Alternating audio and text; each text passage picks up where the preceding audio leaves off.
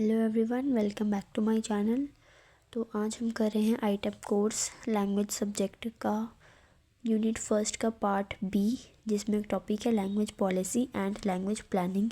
इससे पहले हम लैंग्वेज डायलेक्ट और कॉन्स्टिट्यूशनल वाला पढ़ चुके हैं।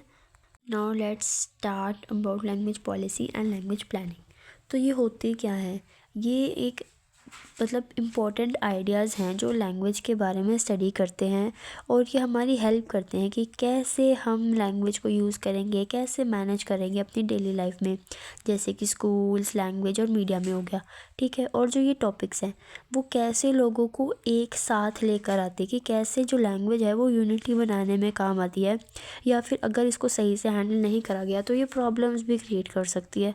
आसान भाषा में कहूँ कि लैंग्वेज पॉलिसी का मतलब यही है कि रूल्स बना देना, और जो लैंग्वेज प्लानिंग होगी उसमें क्या होगा, जो बनाए गए रूल्स हैं उनको एक्शन में लेकर आना इज़ लैंग्वेज प्लानिंग।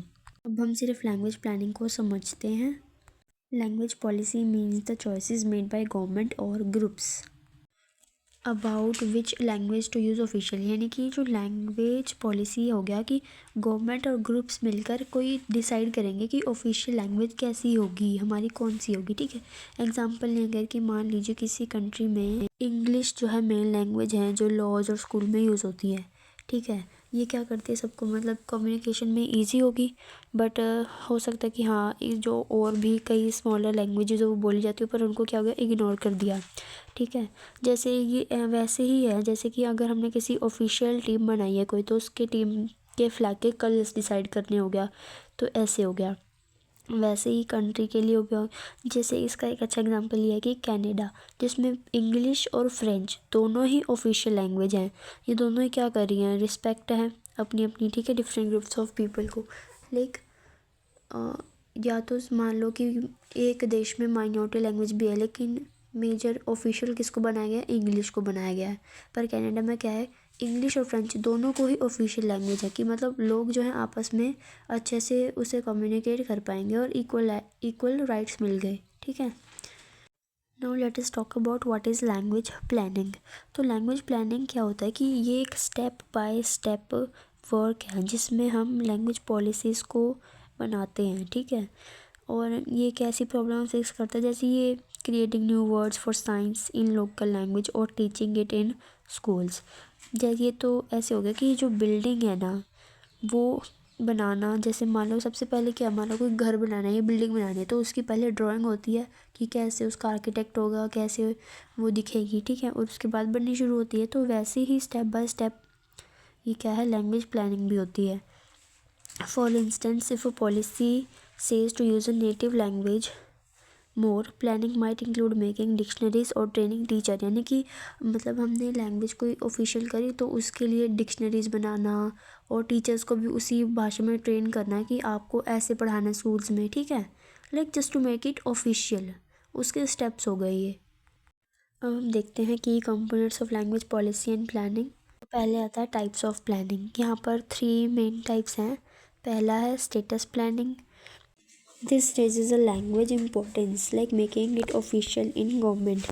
जैसे कि इंडिया में क्या है, इंग्लिश और हिंदी दोनों ही शेयर करती है अपना अपना स्टेटस।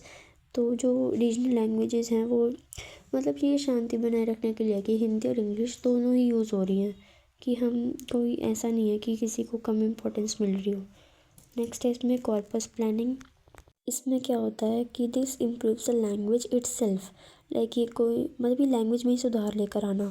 जैसे कि हम नए वर्ड्स ऐड कर रहे हैं या किसी की स्पेलिंग चेंज कर दी, जैसे कि टर्की ने किया था, अपने अल्फ़ाबेट्स को अरेबिक से लैटिन में ले गया था 1920s में, जिसने क्या कर दिया, रीडिंग को आसान कर दिया। नेक्स्ट है इसमें एक्विजिशन प्लानिंग। इसका काम होता है फोकस करना कि लैंग्वेज को कैसे स्कूल में पढ़ाया जाएगा। ठीक है। नेक्स्ट है आता है इसमें process involve in language planning. सबसे पहले ये शुरुआत होती है इसकी कि हम प्रॉब्लम ढूंढते हैं कि जो लैंग्वेज है कि कहीं वो डाइंग आउट तो नहीं हो रही, कि मान लो कि पहले के लोग उसे बोलते थे पर आजकल जो यंग जनरेशन है उसने उस लैंग्वेज को बोलना ही छोड़ दिया है। Then collect information through surveys on how people use language. उसके बाद एक प्लान किया जाता है, उसको काम में लेके जाया जाता है। जैसे कि हमने प्लानिंग करने के बाद अभी न्यू बुक्स भी बनानी पड़ेंगी और उसके बाद देखना पड़ेगा कि जो हमने प्लान किया वो वर्क भी कर रहा है या नहीं, कि जो ज़्यादा से ज़्यादा लोग हैं उन्होंने उस लैंग्वेज को बोलना शुरू किया या नहीं। For example Maori language, they found it was fading, so they started special schools called Kohangu Rio, where kids only learn in Maori. This process helped bring the language back. चलिए अब challenges की बात करते हैं। First challenge है resistance from community. People often push back against new language rules if they feel their own language और culture is being ignored, कि लोगों को लगता है उनका खुद का कल्चर इग्नोर किया जा रहा है। जैसे कि फ्रांस में ना फ्रेंच लैंग्वेज को प्रोटेक्ट करने के लिए बहुत ज़्यादा स्ट्रिक्ट पॉलिसीज़ बनाई गई थी। तो इंग्लिश लैंग्वेज मतलब from English words have caused debates among young people. जो यंग लोग थे ना फ्रांस के, वो क्या करते थे, इंग्लिश यूज़ करते थे ऑनलाइन। तो ये उन्होंने मतलब this resistance can lead to protest, कि इससे प्रोटेस्ट भी हो सकते हैं, कि उन्हें लगेगा कि हम इंग्लिश क्यों ना यूज़ करें, फ्रेंच ही क्यों करें। तो ये अपोज भी कर सकती हैं communities. Next is lack of money and resources. Planning के लिए क्या चाहिए, फंड चाहिए, कि अगर हमने न्यू बुक्स करना है, टीचर्स को ट्रेन करना है तो और ऐप्स बनानी है तो उसके लिए क्या लगती हैं, पैसे लगते हैं, रिसोर्सेज चाहिए होते हैं। पर जो पुअर कंट्रीज़ होती हैं ना कुछ, वो उसके साथ क्या करती हैं, स्ट्रगल करती हैं। जो बहुत सारे अफ्रीका के नेशंस हैं ना, उन्होंने कोशिश करी कि वो प्रमोट करें लोकल लैंग्वेजेस को, पर रिसोर्सेज कम थे, इसीलिए पैसे भी कम थे। तो जो स्कूल है ना उसने क्या किया, इंग्लिश ही प्रेफर करी या फिर French, and leaving plans unfinished. Fourth one is difficulties in implementation. Even good plans can fail if not done right, like missing training or poor timing. In Wales, early Welsh language programs had issues because of not enough teachers spoke it fluently, led this to slow progress.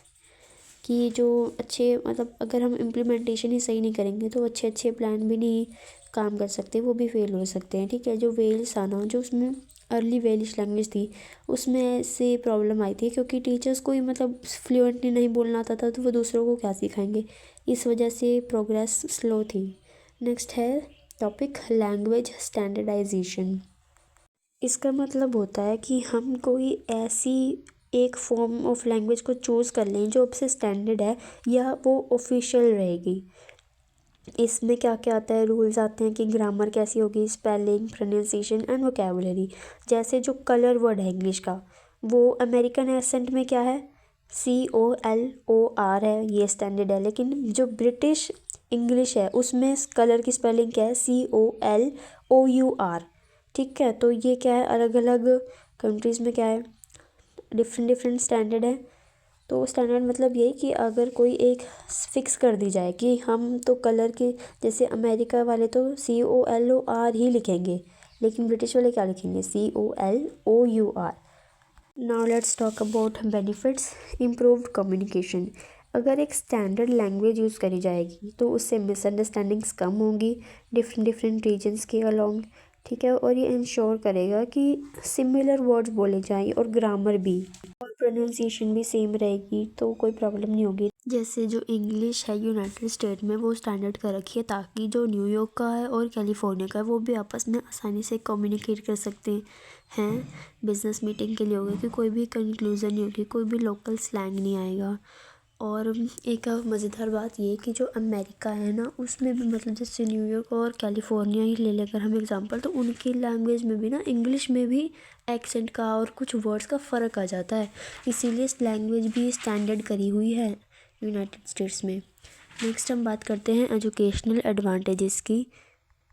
इसमें क्या होता है कि जो language का standardisation है ना वो टीचिंग और लर्निंग को बहुत आसान बना देता है स्कूल में, कि टेक्स्ट बुक भी सेम में होएगी, एग्ज़ाम, लैंग्वेज, लेसन्स सारे क्या होंगे, सेम ही रूल को फॉलो कर रहे होंगे।